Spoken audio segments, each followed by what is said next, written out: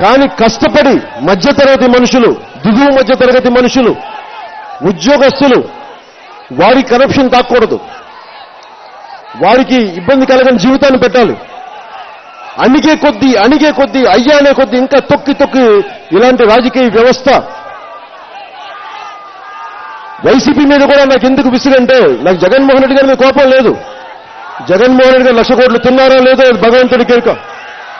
కానీ మీ వల్ల మీ పేరు చెప్పి రాజశేఖర రెడ్డి గారు ముఖ్యమంత్రిగా ఉన్నప్పుడే నా దగ్గరికి ఒకళ్ళు వచ్చి నా రూమ్లోకి వచ్చి మీరు నన్ను సినిమా చేయాలని ఒకళ్ళు చాలా రూమ్ తలుపులు తీసుకొచ్చి అడిగారు.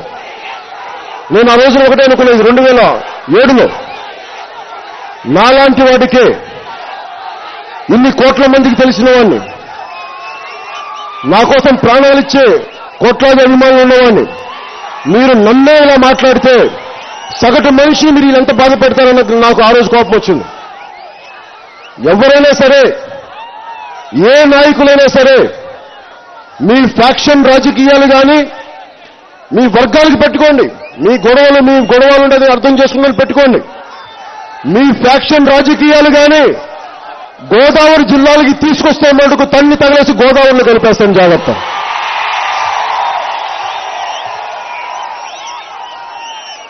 మేము ప్రజాస్వామ్యబద్ధంగా బతికే వాళ్ళం. బాంబులతోటి, వేట కడవలతోటి, బరిసెలతోటి, గంటగొడ్డలతోటి మీరు బెదిరిస్తే, బెదిరించడానికి మేము ఏమనుకున్నాం? ఉప్పు కాలం తెలియకుండా మా పౌరుషాలు ఉండవా మాకు? ఏమనుకుంటారు? మీ అందరికీ ఎవరికైనా ఒకటే మాట, ముఖ్యమంత్రి గారికి కావచ్చు, ప్రతిపక్ష నాయకుడికి కావచ్చు, మీరు ప్రజాస్వామ్యబద్ధంగా యుద్ధం చేస్తే మేము ప్రజాస్వామ్యబద్ధంగా యుద్ధం చేస్తాం. మీరు అలా కాకుండా ముఖ్యమంత్రి గారు వ్యవస్థను అడ్డం పెట్టుకొని మీరు ప్రజాస్వామ్యాన్ని దోపిడీ చేస్తే, మీరు ఫ్యాక్షన్ రాజకీయాలతోటి మిగతా వాటితోటి మీరు ఇబ్బందులు పెడితే, జనసేన పార్టీ తరఫున పవన్ కళ్యాణ్ నేను ప్రజా ఉద్యమాల నుంచి మిమ్మల్ని నలిపేస్తాం, మిమ్మల్ని ప్రవాహంలో కలిపేస్తాం.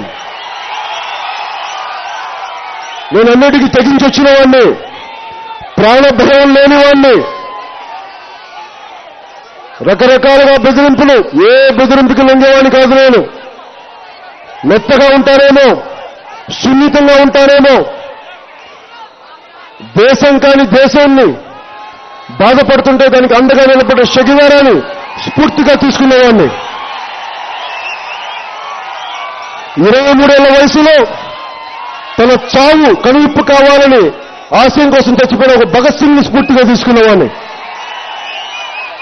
బ్రిటిష్ సామ్రాజ్యానికి ఎదురొడ్డిన ఒక చంద్రశేఖర్ ఆజాద్ని స్ఫూర్తిగా తీసుకునేవాడిని. గాంధీ గారంటే గౌరవం ఉంది, శాంతియుత మార్గాలను అర్థం చేసుకుంటాం. కానీ నేను కోరుకునేది బలమైన లా అండ్ ఆర్డర్ సిచ్యువేషన్ కావాలి ఇక్కడ రాష్ట్రంలో.